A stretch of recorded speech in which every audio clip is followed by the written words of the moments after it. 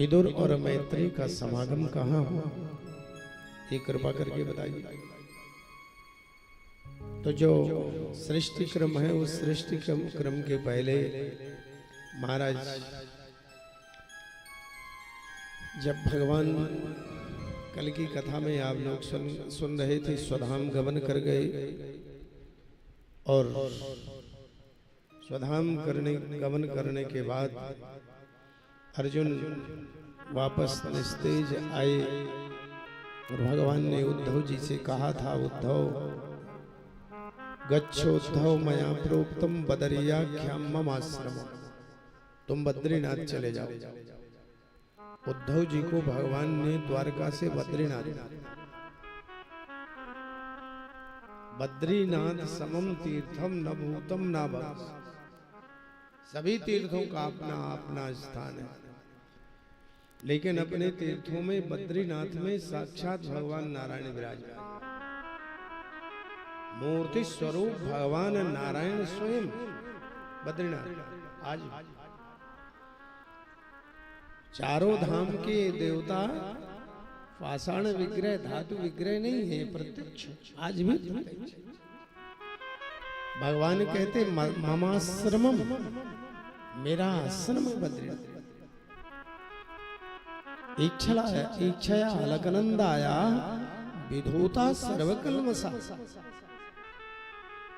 बद्रीनाथ में अलकनंदा गंगा है, अलकनंदा गंगा में स्नान कर लो तो बिल्कुल बर्फ का जल है, बर्फीला जल है, लेकिन वहां पर यदि दर्शन भी कर लो तो विधूता सर्वकल्मषः, समस्त पाप नष्ट हो जाते हैं।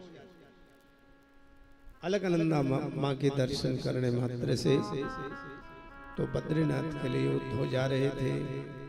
जब उद्धव जी महाराज रास्ते से चल रहे थे तो रास्ते में वृंदावन पड़ा।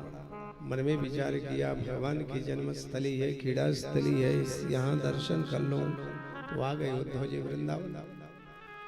जब वृंदावन में आए तो यहाँ वृंदावन में महाराज विदुर जी महाराज मिले और विदुर जी और उद्धव जी की आपस में मुलाकात हुई। विदुर जी महाराज ने भगवान का कुशल क्षेम पूछा। मैत्री ऋषि कहते हैं, उद्धव जी कहते हैं, विदुर जी आपको पता नहीं कि भगवान समस्त लीलाओं को पूर्ण करने के बाद में स्वधाम गमन कर गए।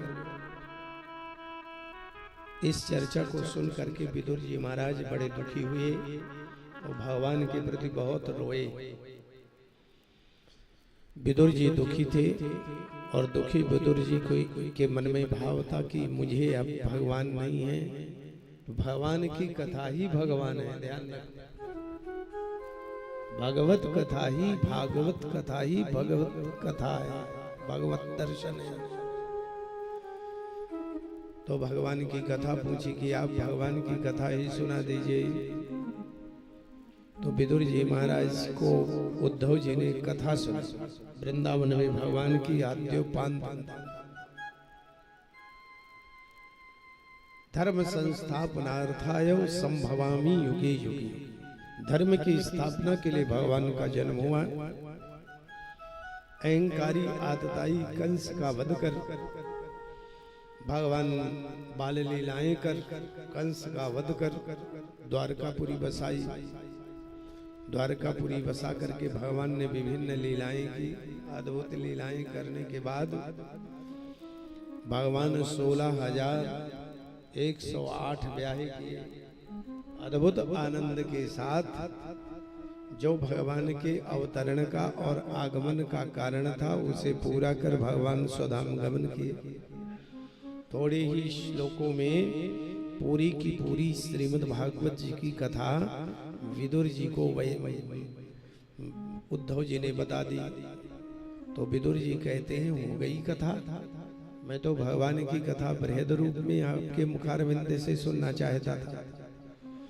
तो विदुर जी महाराज को उद्धव जी कहते हैं कि यदि और कथा सुनना है तो आप हरिद्वार चले जाइए और हरिद्वार में भगवान की कथा सुनिए। मुझे भगवान ने कहीं रास्ते में कथा करने का आदेश नहीं दिया। उद्धव जी तो चले गए बद्रीनाथ और विदुर जी महाराज रुक गए हरिद्वार की पावन धरती पर भ्रमण करते हुए मैत्रेय नाम की ऋषि विदुर जी महाराज को मिलते हैं और विदुर जी महाराज मैत्रेय ऋषि से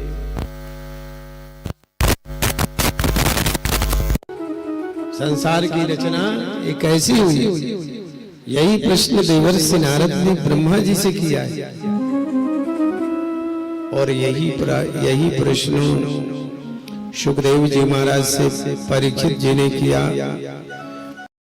इंद्रिय पंच कर्मेंद्रिय एक पिंड का निर्माण, उस पिंड से हम सबकी सृष्टि का शुभारंभ, उस पिंड से ब्रह्मा जी का निर्माण हुआ। सबसे पहले उस ब्रह्मा जी निराधार विराजमान, कौन हूं मैं, क्या कर्तव्य है मेरा, मुझे क्या करना चाहिए क्या नहीं करना चाहिए, बोध नहीं। तो ब्रह्मा जी को 2 अक्षर सुनाई दिए, तप करो। तप बल रचई प्रपंच विधाता, तप बल विष्णु सकल जगत त्राता।